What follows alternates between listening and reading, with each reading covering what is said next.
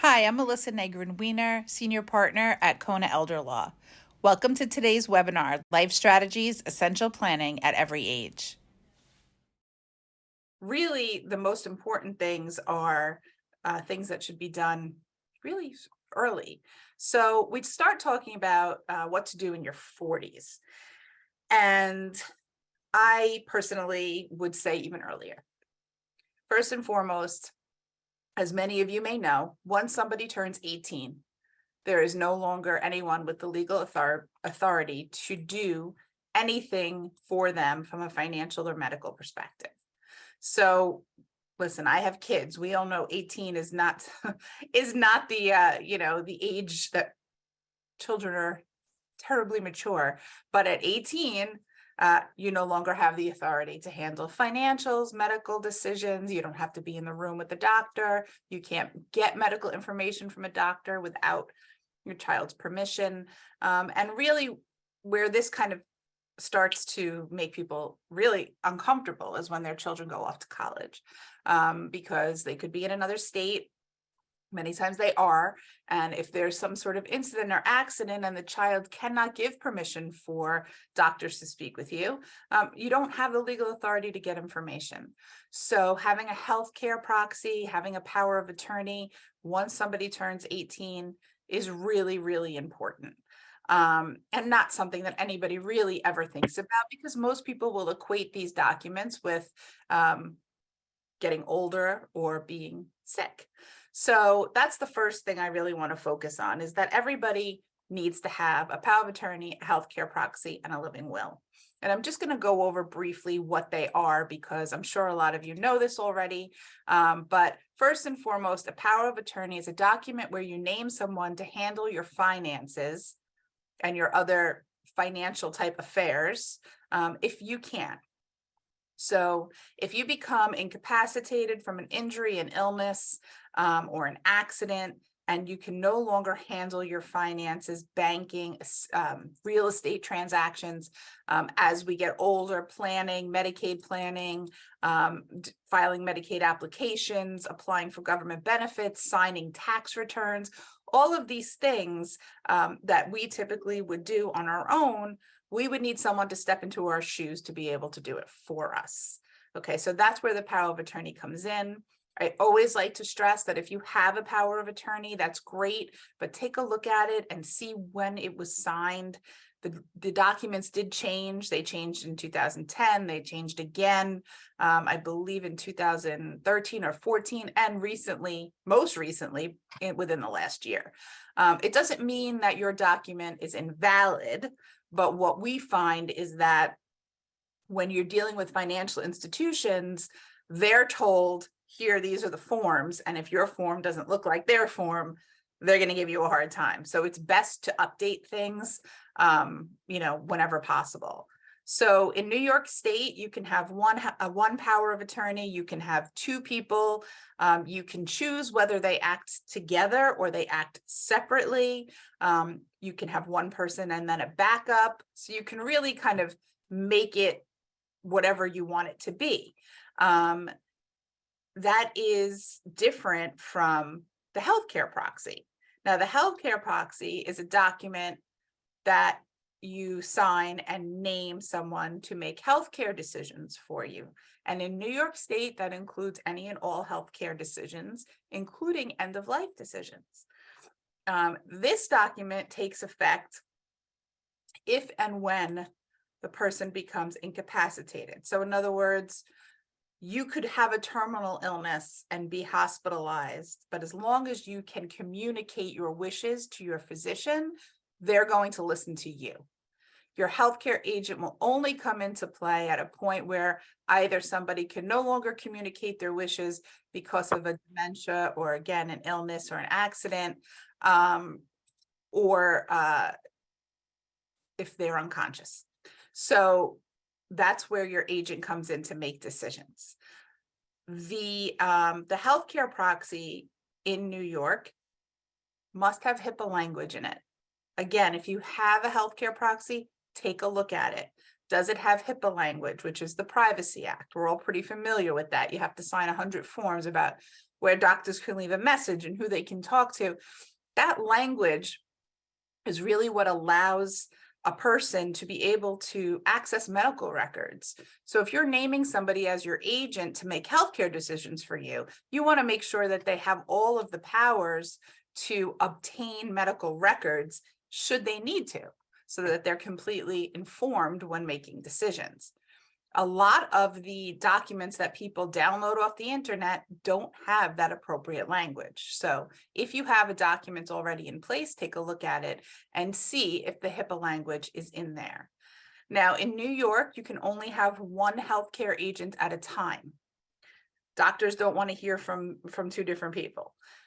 So doesn't mean that your family members can't make decisions together and can't discuss what's going to be done or what's going to happen, but the doctors only want kind of one voice, one person that they're going to talk to. So you can have an agent and then you can have a backup, or you can have a second backup, but it's only going to be one person at a time. Okay. And again, I cannot stress enough how important this is for, college aged individuals. The next document that we do recommend, again, for anyone over the age of 18 is a living will. And a living will is a document where you state your wishes regarding end-of-life decisions. So again, in New York, your healthcare agent is the person who's ultimately going to make those decisions or speak to the doctors about those decisions. But this is your instruction to your healthcare agent. This is letting them know what it is that you want if you're in a situation where you have a loss of mental capacity, you're unable to eat or drink without assistance, or you have a condition that's likely to cause death in a short period of time. So when we talk to people who are in their, say, 40s, I'm gonna jump off my 18 and older soapbox for a second. We'll just talk about in their 40s. This is the kind of thing that we talk about with them. Everybody should have a power of attorney, a healthcare proxy, and a living will, because none of us know, and COVID certainly taught us this, none of us know what's going to happen. Anything can happen to anyone at any time. So this is not just about being older. This is not about being sick. This is about protecting yourself in case the unthinkable happens. So what if you don't have these documents in place? What happens? And we see this a lot in the in the news when this happens with younger people, like Terry Schiavo, if many of you remember, down in Florida.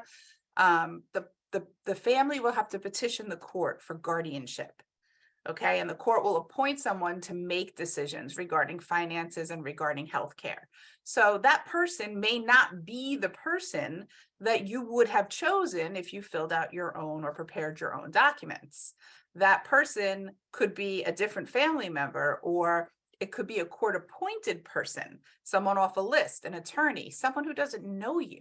So that's kind of really the downside to not having these documents, is first putting the family through the process of guardianship, which even on a good day is quite strenuous and tenuous, and also not ending up with the person that you want, even more importantly.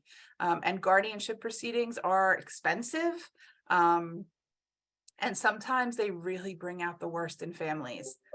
So this is something very important to keep in mind, that we want to have these documents in place so that we can avoid having to do any sort of guardianship proceeding. Somebody's asking me in the chat if a donor card trumps a healthcare proxy. So that's a good question, and an interesting question. Now, in our healthcare proxies, we actually include language about organ donation, and that's something that you should make sure your healthcare proxy has in it. That way you make sure your wishes are followed. The answer is yes, a donor card would trump a healthcare proxy, but who knows where the card is? Who's going to see the card? Who's going to show the card? That's where you run into those types of problems. Maybe a doctor has something on file, but you have an issue in another state, something happens, And that's not, that never makes it where it needs to be. So another thing to think about as far as updating your healthcare proxy would be to make sure your wishes regarding organ donation are on there. And in New York, again, we have 3 types of, well, really 2, but either you don't want to be an organ donor, you want to be an organ donor, period, end of story, or you'd like to be an organ donor, but not for medical research purposes. And you can specify that in your documents. Some people are not comfortable with that idea. So thank you for that question. That's a very good point. Another question, what is the typical cost involved to get these documents in place? So for a power of attorney, healthcare proxy, living will, what's involved would be an initial meeting to go over the documents, make sure everybody understands what they mean, talk about who the appropriate people would be, to name in those particular instances. And it's interesting because when I meet with individuals, they're always very concerned about being fair and making sure that all of their children are included and not leaving anybody out. But, we have a real conversation about who are the right people to make these types of choices. Because again, with the healthcare proxy, we could potentially be talking about end of life decisions. And we always want to make sure we're choosing the right people to make such important choices.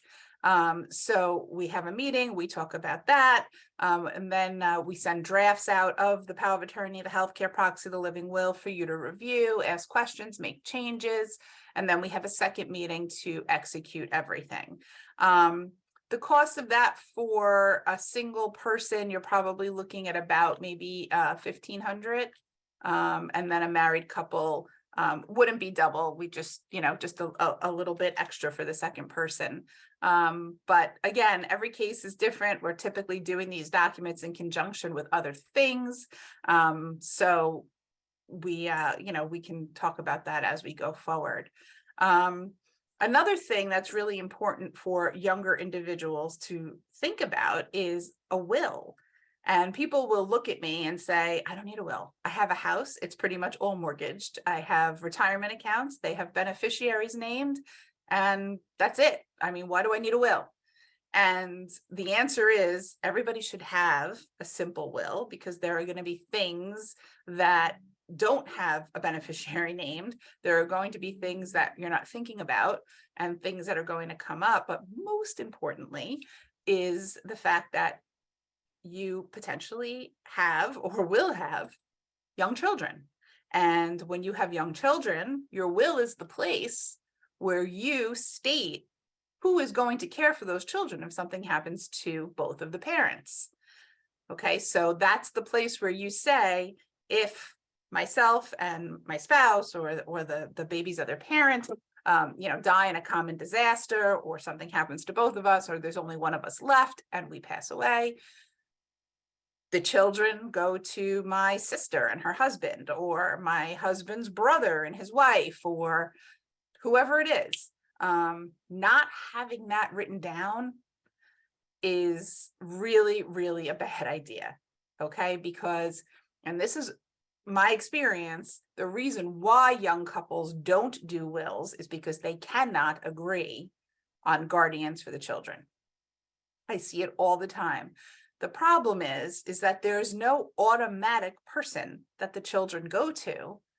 It's not like there's a rule that says if there's nothing and there's no will, the children go to the wife's parents. There's nothing like that in the law.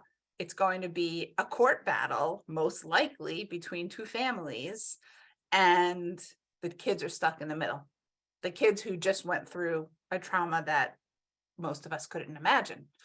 So it is super important, if not for any other reason, for a young couple to have a will, simply to state who the guardians of the minor children will be and who's going to handle the financials for that child, because probably these people have life insurance that's intended to take care of the children or pay off the mortgage or whatever their plans were. And there has to be somebody over the age of 18 with the authority to handle all of that for the children. So as a guardian and a trustee, these are the things that you need to have in place. if you have minor children. So those are the documents that we really focus on when we meet with a younger couple, kind of just getting started, young kids, things like that. Okay, then we jump along to our 50s. And our 50s, we're talking about a lot of the same things. Maybe we're focusing a little bit on estate tax planning. These days we don't focus all that much on estate tax planning because the estate tax limits are so high. Of course, they're likely to come back down. I think they're set to come back down in 2024, unless something happens, or 2026, I think, unless something happens before that.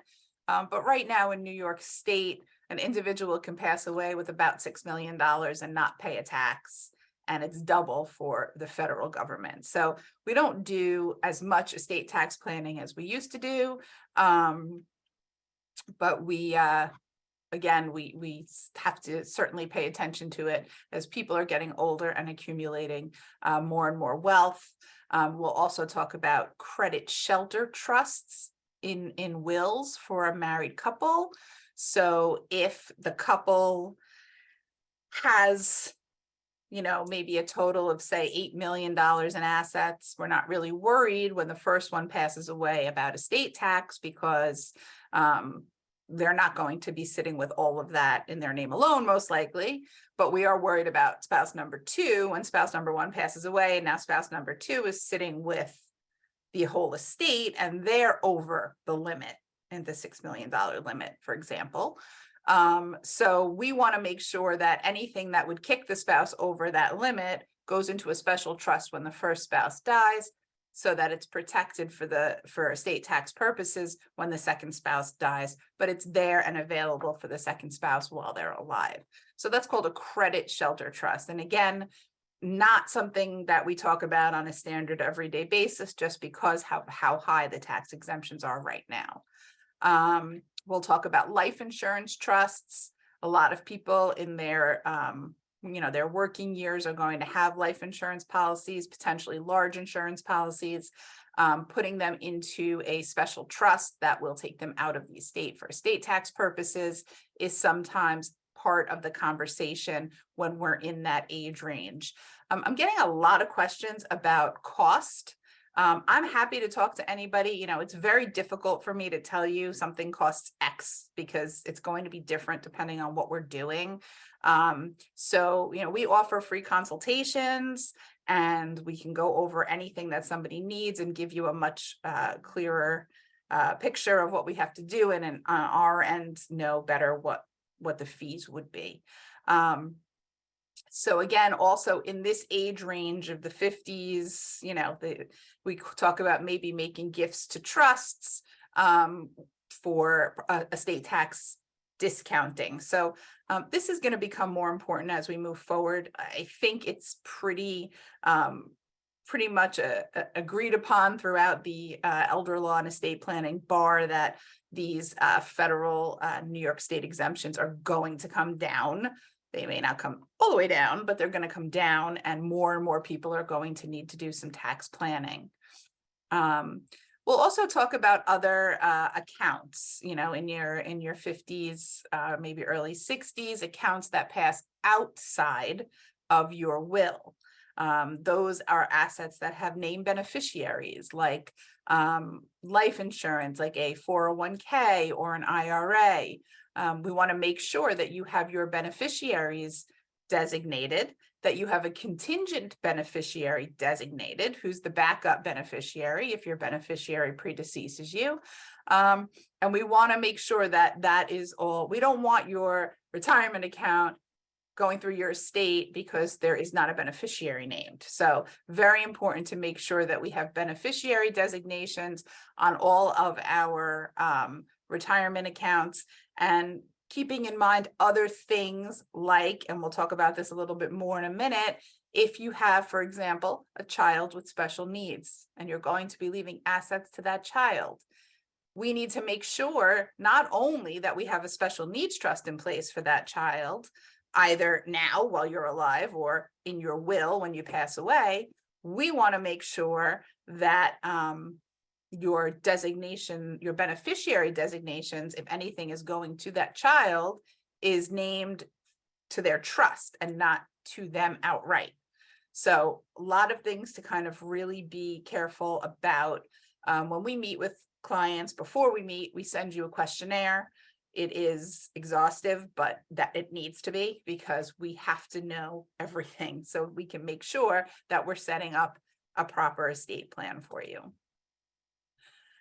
Then we move on to the 60s, grandchildren, children, marriage, divorce, things like that. Maybe a new employer if you've decided to, continue working or semi-retire, and now you had your own business and now you're working for somebody. We want to double check all of our beneficiary designations because they may be outdated. And then a lot of times we'll talk about your documents that hopefully you did in your 40s, and say now maybe your children have gotten to the point where they can be your executor, your power of attorney, your healthcare proxy, because they were too young when you first did your documents, and maybe you named your parent or a sibling, and those people are older than you and they're not well, or they've passed. And so now it's time to do some updating, get your kids involved into the decision-making, get them onto the documents. So that's something that typically we talk about around this age, in the 60s. We'll also talk about rolling over employer-based retirement accounts.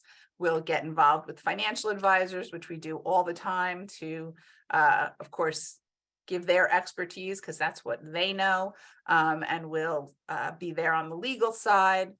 Looking at existing long-term care insurance. If you have it, is it enough? Do we need to consider doing Medicaid planning to supplement that long-term care insurance? We talk about asset protection. Do we need to create trusts, move assets around for the purpose of protecting them for Medicaid purposes? We'll talk about 529 plans potentially for grandchildren, for grandchildren's education. A lot of times people are interested in setting that up. And again, review the estate plan, have your wishes changed, have your relationships changed, has your, son or daughter married royalty, and now you don't want to leave them anything. You're going to leave everything to your other children because they don't need it. I've heard every story in the world. But that's kind of stuff that a lot of times people don't think about unless they're faced with those questions of updating and revising those documents. So that's something that's very important to do. And it's funny that these ages, this kind of thing is obviously not always going to be where people fall. I have someone who's 85 and still working, but what we really want to drive home here is that at different stages in your life, there are different things that you need to plan for, whether we go by age or we go by, life events, having a baby, buying a home, getting married, getting divorced, retiring, things like that. So that's when the bell should go off that maybe I should be taking a look at my planning. So again, excuse me, long-term care insurance. There are different types of policies. There are regular long-term care insurance policies. There are life insurance policies with long-term care riders. I am not an expert in long-term care. I have plenty of people I can refer you to. It may be prohibitively expensive, and it does allow for more freedom with assisted living. So those are kind of like the two main things that I like people to understand, is that, Medicaid in New York State is really not a great program as far as assisted living goes. There are a handful of assisted livings that accept Medicaid, but long-term care insurance is great for assisted living. So something to just keep in mind. Again, it's something that we talk about as part of our consultations, just as something to look into, and we can refer you to somebody to do that. But mostly what we're talking about is asset protection and Medicaid planning, because again, these large taxable estate types of situations are not as prevalent as they used to be because of the exemption amounts. And people who have a home and a few $100,000, they want to protect what they have, and they want to know that if they need care in the future, they'll be able to access the Medicaid program and preserve some of what they have accumulated. And for that, we recommend an irrevocable trust. It will save assets for heirs and beneficiaries and for personal comfort items. It's not only about protecting the assets to hand them down to your children, but protecting them so that they're there for you for extras and things that you need or want, as opposed to just paying for medical bills. Proper planning can avoid Medicaid penalty periods and avoid the spend down of assets.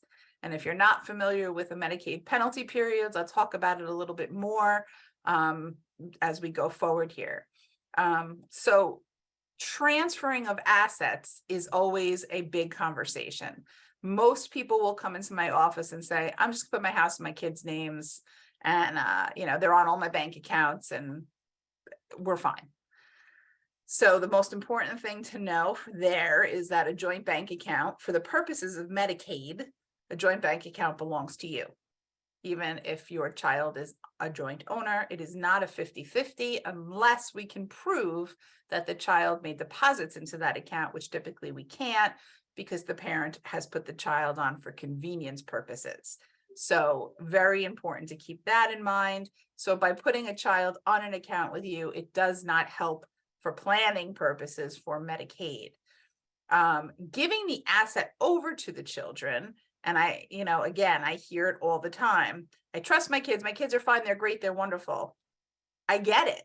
Okay, I have parents and I'm great and I'm wonderful. I don't want their money because guess what? I could, God forbid, have an accident and I could get sued, and it has nothing to do with me being a terrible person. It has to do with, it happens, right? Things happen. So by giving the assets away to a child, the parent has no control over those assets anymore. Okay, if the child is going to return those assets as the parent needs them, it is out of the goodness of their heart. There's no guarantee that those assets are going to be there for the parent's benefit, and the assets are going to be subject to a child's creditors, going to be subject to divorce. If your child has children in college on financial aid, guess what? That's their asset. That belongs to your child. That's going to go on that good old FAFSA form that it's their asset, okay? So it's never a good idea. A big one is this. If you put everything into your son's name, and God forbid your son predeceases you, his will probably leaves everything to his wife. So now all of your assets that your son was holding are going to pass to your daughter-in-law. Not to the grandchildren, not to anybody else, to your son or daughter's spouse. And they're going to be sitting with the money, and they're going to be the ones that have to then agree to give it back to you as you need it, etc. Not a good idea. And the assets are going to be taxed as belonging to your child. So giving them the money is not a tax problem for them. But when they're sitting with the money, anything that money earns, which these days may be a little bit, that's going to be taxed as belonging to them. And they are probably in a higher tax bracket than you. So there is no good idea. There's no good reason to turn assets over to your children. And that's why we really recommend the irrevocable trusts. You're moving the asset out of your name, which is the name of the game, getting it out of your name for planning purposes. That's what we need to do.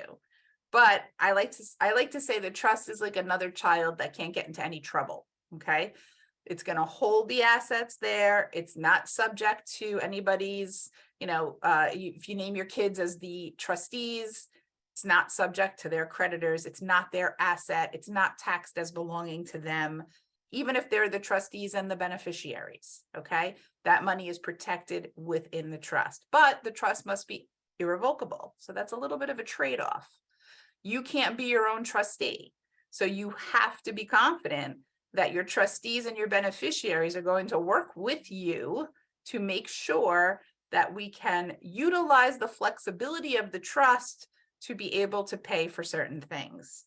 A trust can be funded with any type of asset. It can be an annuity, life insurance, cash, stocks, real estate, insurance policies. On Long Island, with a standard kind of typical planning picture, we're usually putting in a house. It's typically the largest asset. The retirement money, 401k, IRA, 403b, cannot go into an irrevocable trust, and they don't need to, because Medicaid does not count them as an asset as long as they are in payout status, which you must do now at, I think it's 72.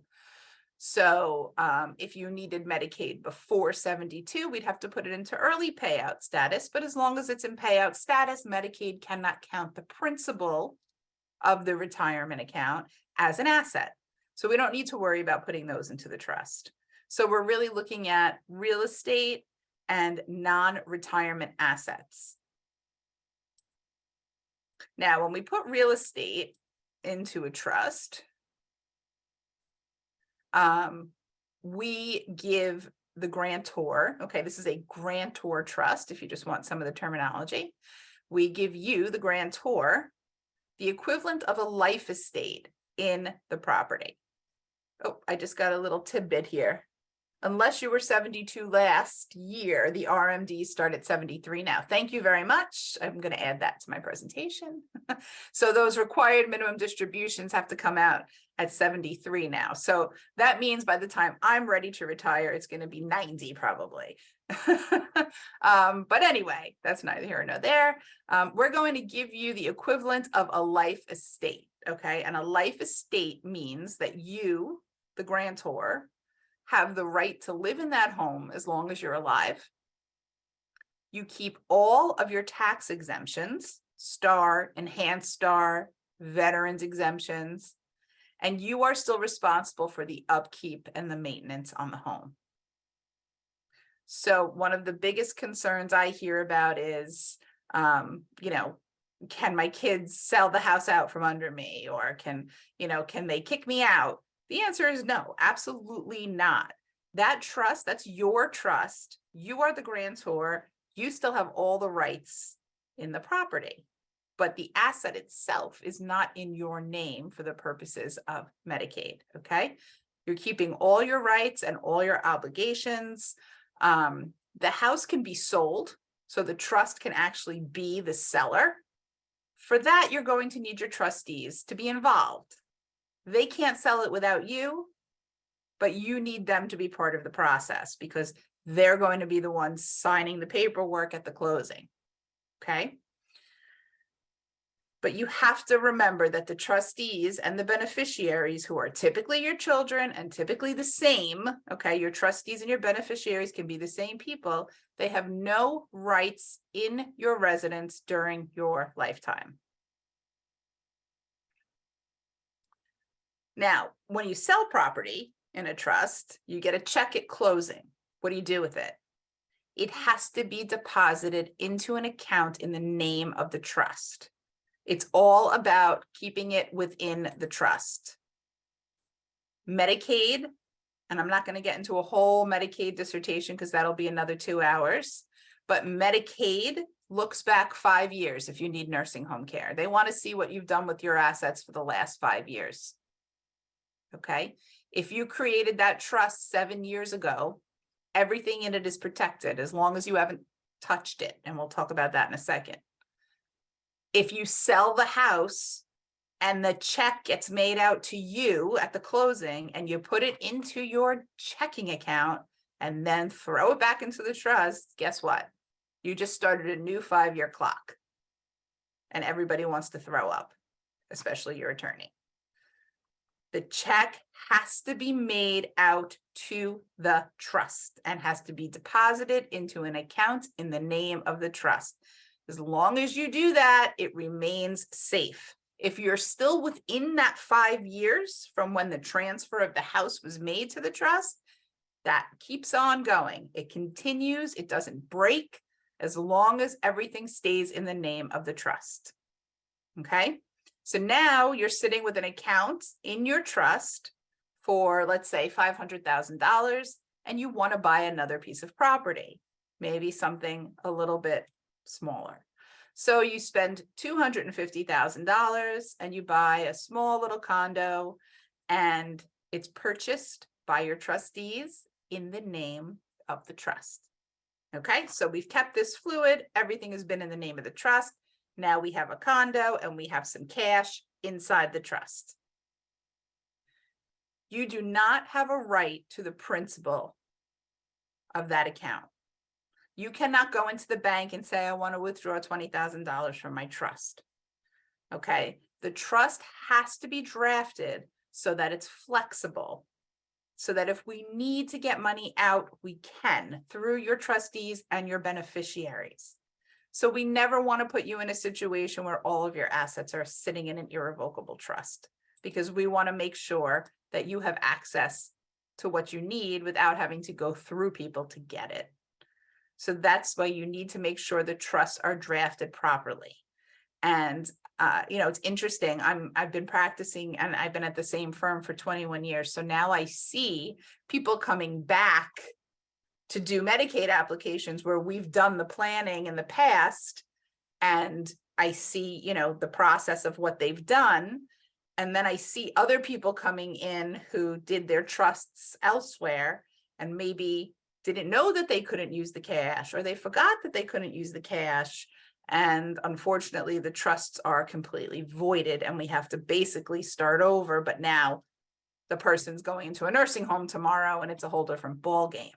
So it's really, really important to make sure that you keep an open dialogue. I tell my clients all the time, before you do anything with this trust, you call me. I don't care if you call me 100 times, you call me. Melissa, we want to sell the house. Okay, let's talk about how you do it. Melissa, we have the check from the closing. We're going to put it into the account, but now we want to do this. Okay, let's talk about how we're going to do it. Want to make sure that you're always doing things the right way when you're in this kind of asset protection phase of life. So again, we're still in like the 60s. We tell people 60, 65 is a great time to start thinking about this, because again, we're thinking about that 5-year look back. We want that 5 years to come and go without a problem. We want 20 years to come and go without a problem. But I have people who come in to do this at 85. Sometimes they're 90. This is the only planning tool we have left after the major changes to Medicaid back in 2006. So this is what we do. The trusts have to be drafted so that they can be broken, so we can backpedal if we need to, because again, things happen.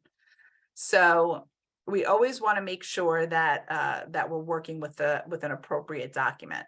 Now, Medicaid itself, when we're talking like 70s, 80s, 90s, again, this is funny because this PowerPoint 20 years ago would have been so different as far as the ages of doing things. But as people go into that stage of the 70s, 80s, 90s, and we're planning, we're protecting, maybe things are happening health-wise, and we're looking and talking about Medicaid home care.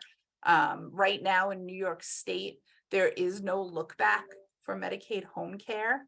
There is certainly talk about a 2.5-year look back being put into place, likely not until the middle of 2024, if it happens at all. And if you are getting our e-blasts, which you likely are since you're on this Zoom, we are keeping people very up to date as we hear changes about that. But right now, if somebody needs home care, there is no look back. They can give away all of their assets today by putting them into a trust, and then they can qualify for community Medicaid, the first day of the following month. So, very important to keep that in mind, that we can still get help in the home very quickly, and we can help people get eligible very easily for that type of Medicaid. I want to be conscious of everybody's time. It's already 9:15. The only other thing I was going to really mention, again, is the institutional Medicaid applications, 5-year look back. If it's been less than 5 years since transfers have been made, or if we're dealing with a person who just didn't want to move any assets, because that does come up quite often. There are other things that we can do. We can always protect at least half of what somebody has, even if they're going into a nursing home tomorrow. There's never going to be a time where you have to spend every single penny down before you can qualify for Medicaid. So use that as a takeaway here. Keep that in mind. I won't go into the whole process. We call it a promissory note plan. Some people call it a gift and loan, but essentially it is a way to protect about half of what you have. And it's a cost sharing kind of thing. So you're going to pay for some of your care, but you're going to also protect some of your assets. I have one question here in the chat. If anybody has other questions, please type them in. What if you put the house in 5+ years ago, but sold it, and now the money is sitting in the trust? So we really did cover that. The money sitting in the trust, I would have to see the trust to determine what, if anything, can be done with that money and how it has to be done. But absolutely, positively cannot be taken out and given to the grantor. That I can tell you for sure without seeing the trust. And somebody's asking about probate. So probate is really at the end of life, when someone dies. If they have assets that are in their name alone, then we have to probate their will. Okay. Anything that has a beneficiary designation, a joint account holder, or is in a trust will not go through probate. So sometimes people have no assets to probate, and sometimes they do. It's going to be an account that's in their name alone, or a piece of property that's in their name alone, or an account that does not have a beneficiary designation that's going to have to go through that process. Now, if you die without a will in New York State, you're simply going through the same process, but your state's going to be an administration instead of probate, and it's going to follow the laws of intestacy. So that's where the law dictates where your assets go when you die versus your will, where you dictate where your assets go when you die. So another important reason to have a will, to make sure that things pass the way that you want them to. Is it best to work with your original law firm who drafted the trust, or can you bring trust to new law firm for guidance? Great question. Here's what I'm going to tell you. If you're doing planning, you want to work with a firm that does Medicaid, that does elder law, because you want them to do your planning with an eye for the future. So many times I sit down with people who have done trusts with a trust and estates firm or a general practitioner, and they're perfectly fine. Okay, not saying anything bad about the trust or the attorneys, but they don't have what the documents need to have for the purposes of qualifying and applying for Medicaid benefits. So if you already have these documents in place and they were done by a firm or an attorney who doesn't practice in this area, and they may have been, because this is still a pretty new area. When I started practicing, there were very, very, very few of us. You want to have those looked at now to see if anything needs to be changed or updated. There is absolutely no reason not to go to another attorney with the documents from a prior attorney. It's like getting a second opinion from a doctor. So there's absolutely no issue whatsoever doing that. So you can reach our firm at 631-390-5000. We do offer free consultations. We have offices in Melville and in Port Jefferson. We can also do a Zoom if necessary, and we'd be happy to chat and help you out with whatever you need. Our website's conaelderlaw.com. My name again is Melissa Negrin, and keep an eye out for our upcoming webinars. We do send out those e-blasts, so you'll know what's coming down the pike. Cardiologists on the line with us, and a really great presentation coming up. So please reach out if you have more questions, and I hope to see you all again soon. Have a great day.